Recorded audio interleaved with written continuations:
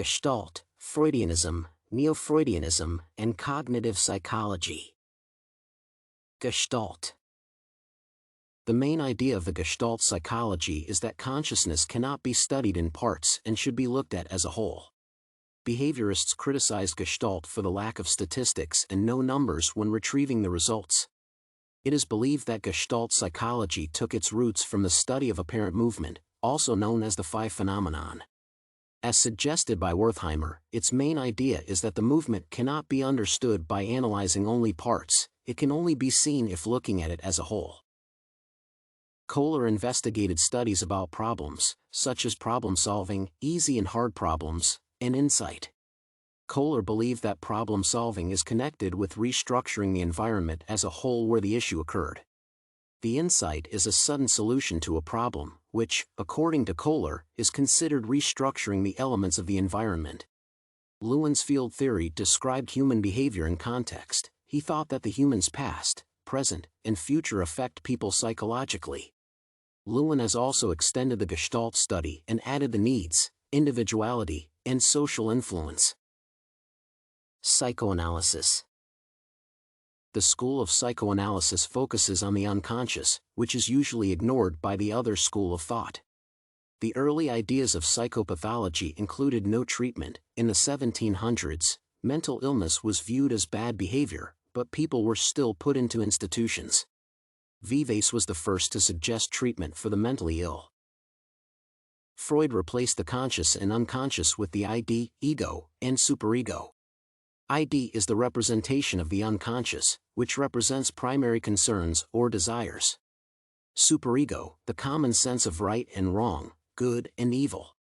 The ego is the attempt to balance the superego and ID. Freud suggested human defense mechanisms in psychology: denial, displacement, projection, rationalization, and reaction formation. Neo-Freudians. The wave of Neo-Freudians emphasized the ego while de-emphasizing the ID. Anna Freud's representation of Freud's psychology was the primary form of American psychoanalysis. Jung focused on analytical psychology and the unconscious, personal versus collective unconscious. Personal represents the forgotten or suppressed life experience, collective represents the memory of ancestors. Adler studied the influence of society on one individual and social psychological theories. Those studies revolved around the behaviors connected with interpersonal relationships, not biologically driven.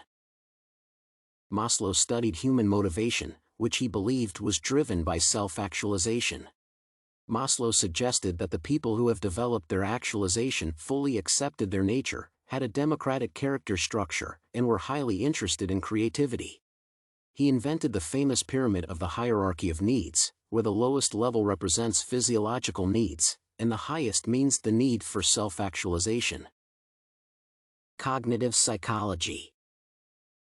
Cognitive psychology refocused on the mind and consciousness, returning to the discussions of the empiricists. The computer metaphor of the mind is defined as a process of thought treated as a computer program. Miller and Brunner were the ones to notice that computers are very similar to human minds. Cognitive psychology by Neisser defined a new approach in psychology based on cognition, a process by which sensory input is transformed, reduced, stored, recovered, and used. Phenomenological assessment became the new name for introspection, also changing its procedure. The verbal report does not represent what is happening in the human mind. Information, in conjunction, is used with other information to understand the mind.